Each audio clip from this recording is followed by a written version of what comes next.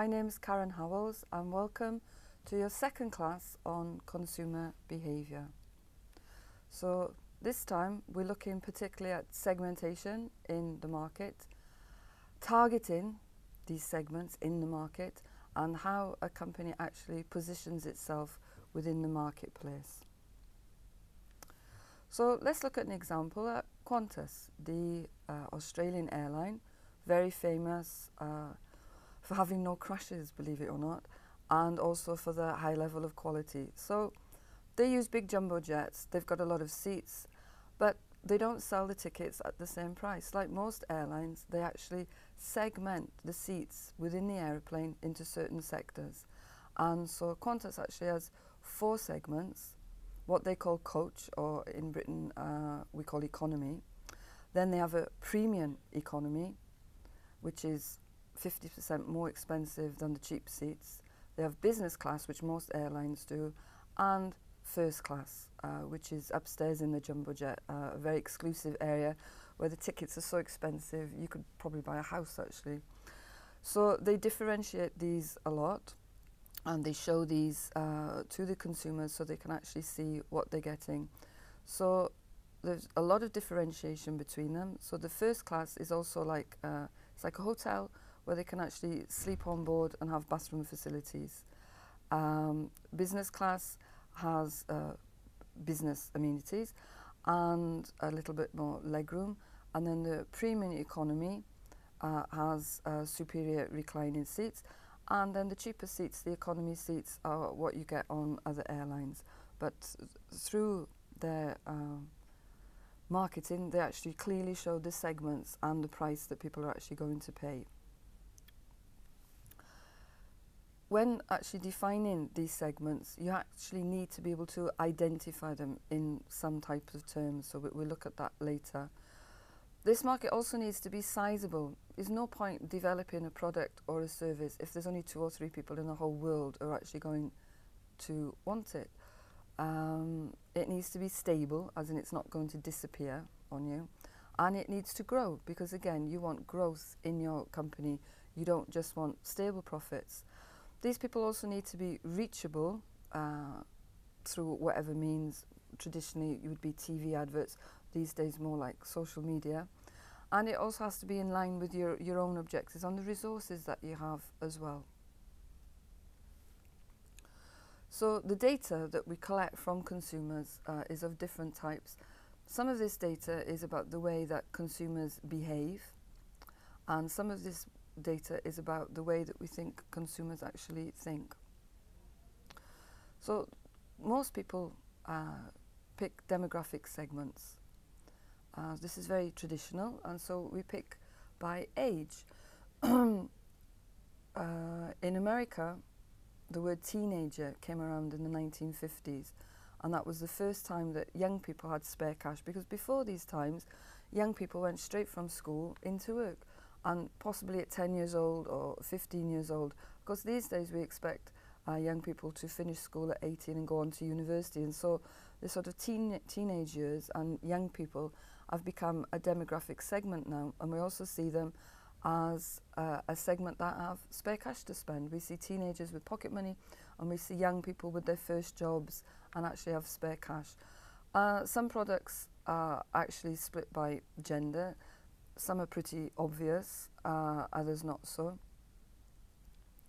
Also, we look at marital status. I think instead of marital status, maybe we want to think of life cycle, because again, as people move through their life, they have different wants and needs, and they also have different amounts of spare cash. So for instance, one of the most lucrative segments at the moment is the 50+ age group, because in America and in Britain, when people get to 50, usually their children have grown up and gone to university.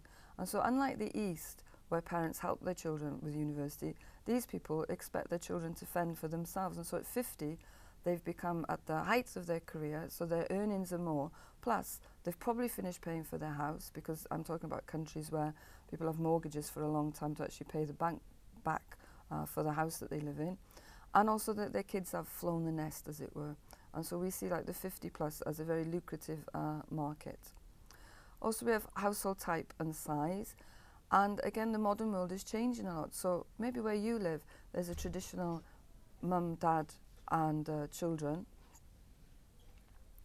But in Britain, the actual amount of households where there's a mum and dad and 2 kids is actually very, very low.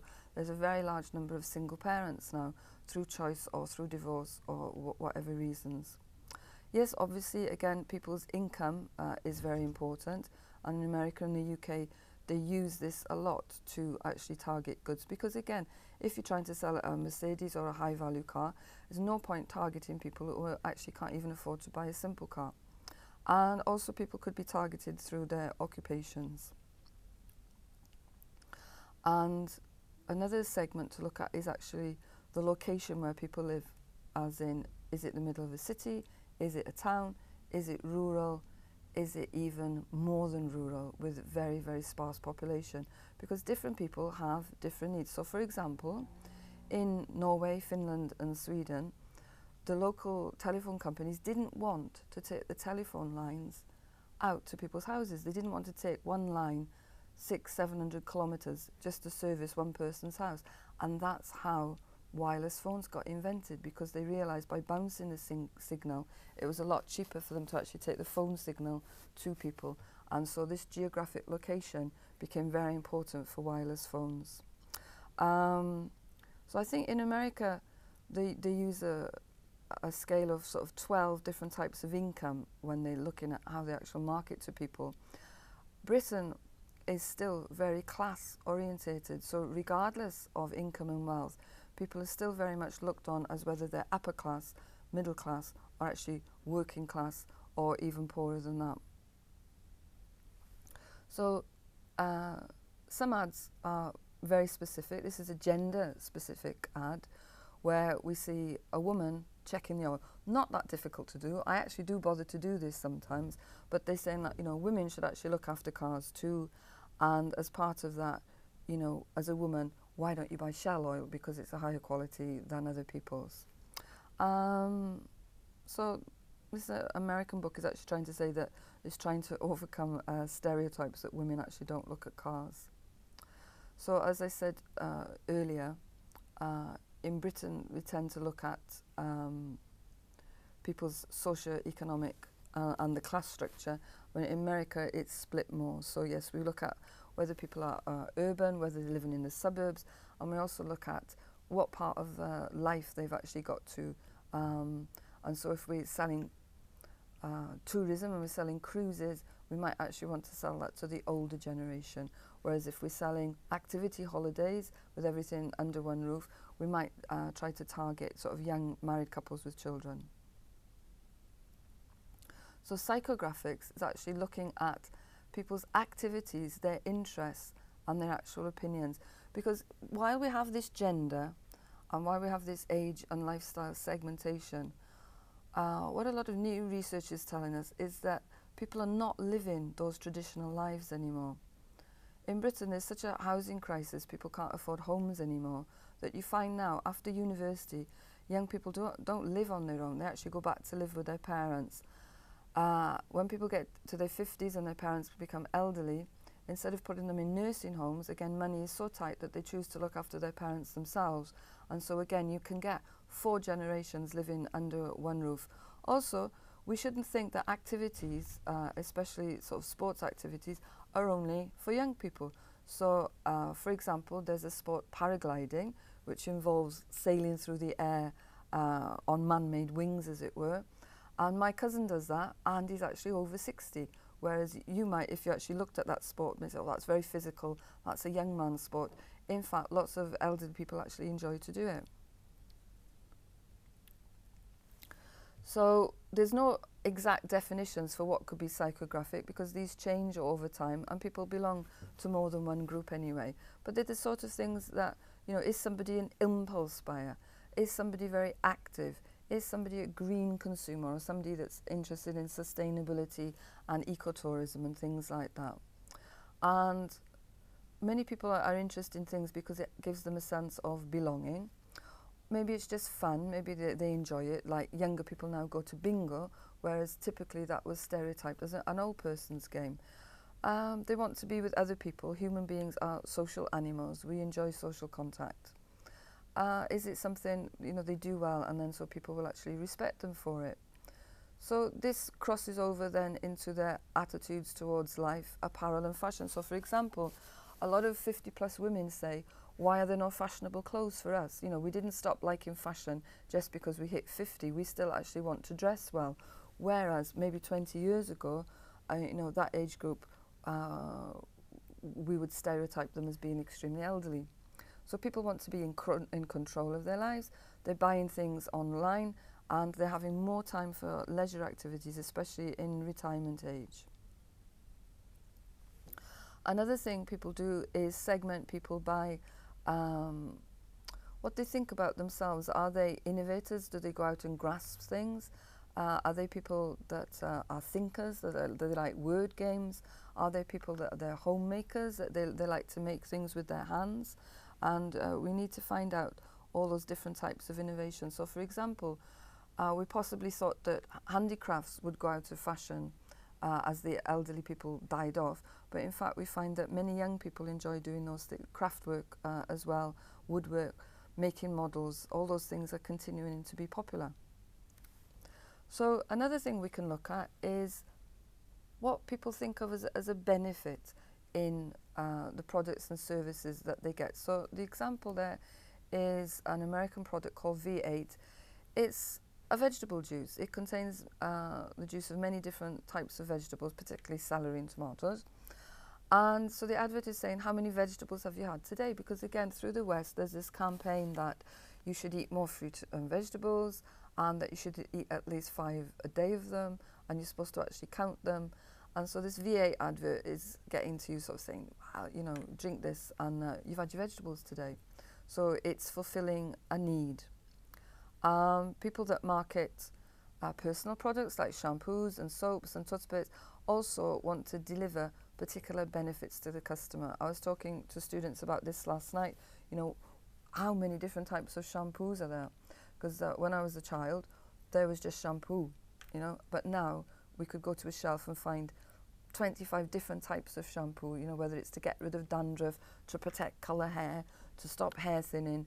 And so all these shampoos are there supposedly delivering a different benefit to us.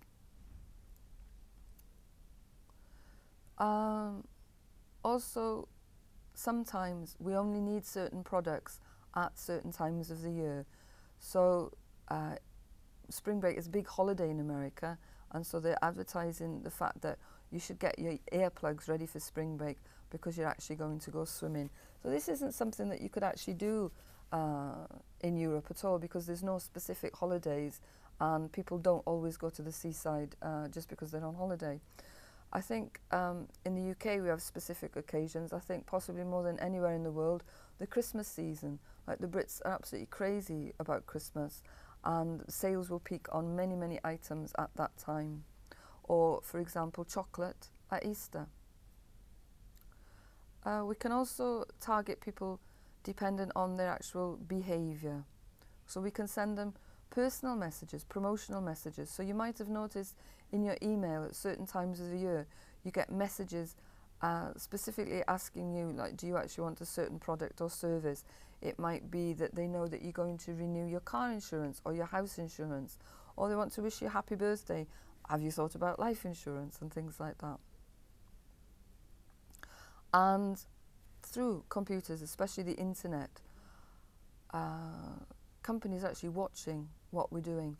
You might notice it sometimes in the corner of your computer that some program is actually watching what you're actually clicking on screen. So one of the free programs that does this is Google Analyticals. It's very easy to set up. So if you had your own website, it's very easy to set up and find out where are people clicking. So why do you actually want to know that? You want to know, have people come to your website? Have they visited? How long did they actually stay there? Which pages did they actually look at? And then if you can get them to sign up for your email as well, you can find other things about them as you get them to fill in a small form, and it tells you their gender, their age, where they live, what job they do.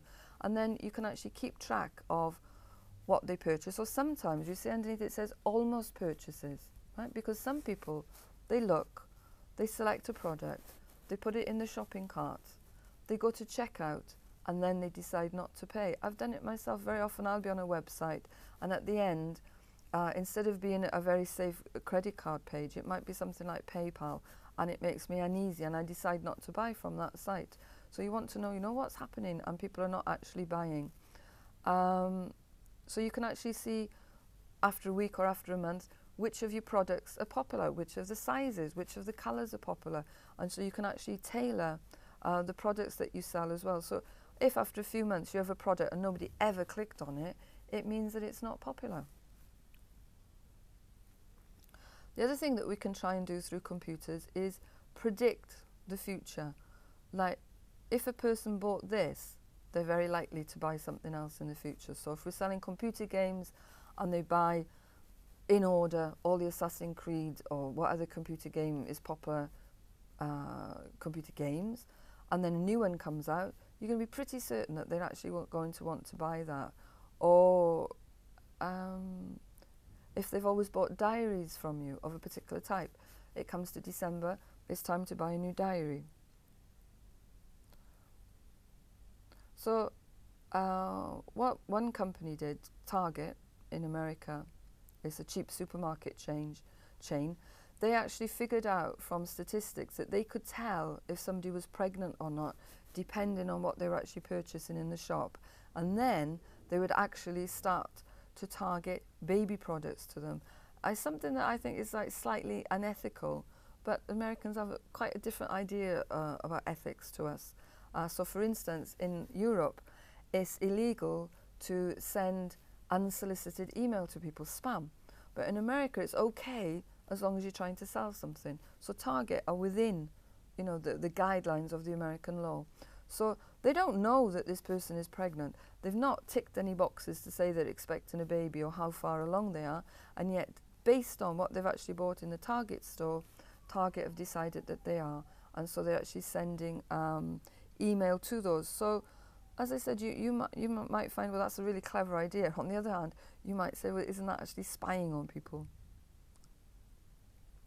Another thing companies need to do is to position themselves in the market. They need to be quite distinct. They need a very strong identity so that they stand out from the crowd. So what is the market that you're actually in? Who are the competitors? You research the customers to find out the attributes about them, what they feel about the different items in the market, and you work out a way that you can give them extra value and that you can actually create yourself a very strong position. So it's something like the Michael Porter's ideas about, do you actually want to be first? Are you selling yourself on good quality? Are you selling yourself on best value? Are you selling yourself on the cheapest price? And you pick that position and try to achieve it. So here's some examples. The first one I know really well because I'm from Wales and I know Tynant. So Wales, like Ireland, is very wet, and we sell water to Liverpool and Birmingham. And we have, as well as big reservoirs, we have underground springs. Even when I was a kid, I could collect water from an underground spring near my house. And after the success of Perrier as the French sparkling mineral water in the 80s to the new urban consumers, Tynant decided to start bottling their water, and so they picked a very attractive bottle. You can look it up online, but basically it's a very cobalt blue glass bottle. And so they sell that at quite a high price compared to other bottled water. Of course, in Britain, they collect these bottles. They're not just thrown in the bin. These would be collected and recycled. So this water is served at very high-class restaurants. Voss is water from Norway, and because it's been protected by rock for hundreds and hundreds of years, it sells itself on purity. And so again, that comes in a very special bottle and is expensive.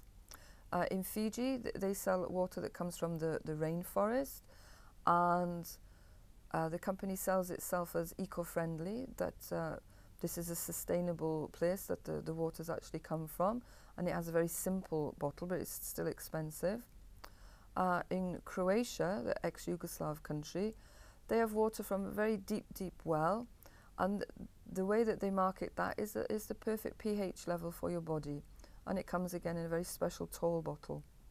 And in Argentina, again, they have a mineral water that's been filtered through a lot of rock and has been there for a very long time, and they sell this as being natural and good for the body, and again in a very special bottle. So these are just bottled waters. In our supermarkets, you can buy bottled water for about 25 cents. It's a very common product here. Like in this part of the world, people drink a lot of bottled water.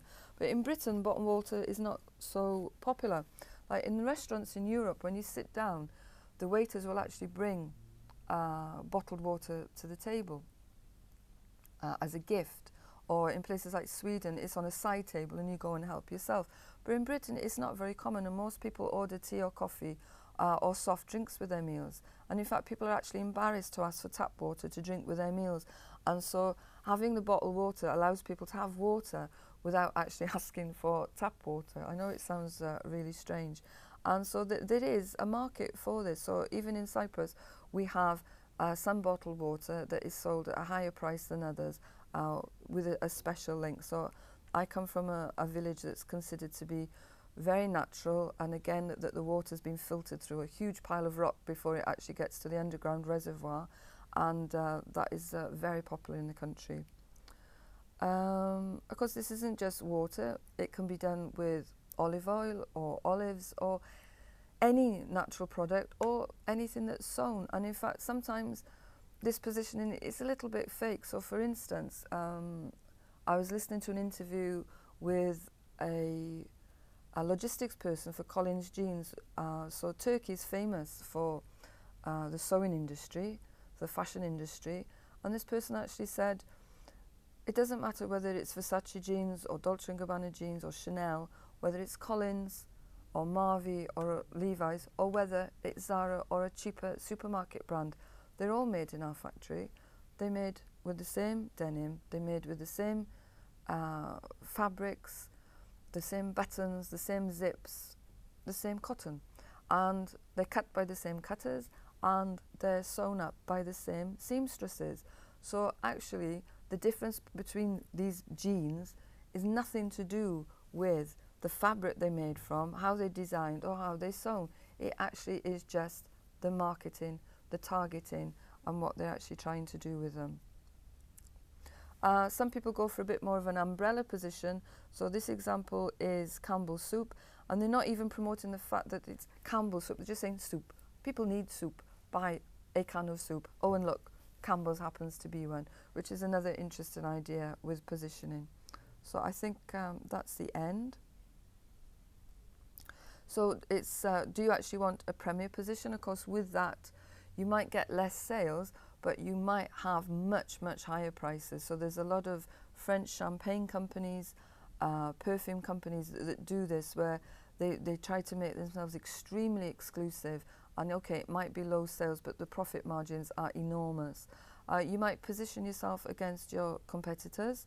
You need to promote what is your key attribute, what makes you extra special compared to the other people in the market, or are you just going to be generic, which is, is not a good idea. Sometimes later on down the line, companies need to reposition themselves. This particularly of the older companies. So I think some of the companies like Kellogg's or some of the French fashion houses, they're over 100 years old, and they actually might want to reposition themselves in the market because they become dull, boring. People have stopped looking at them.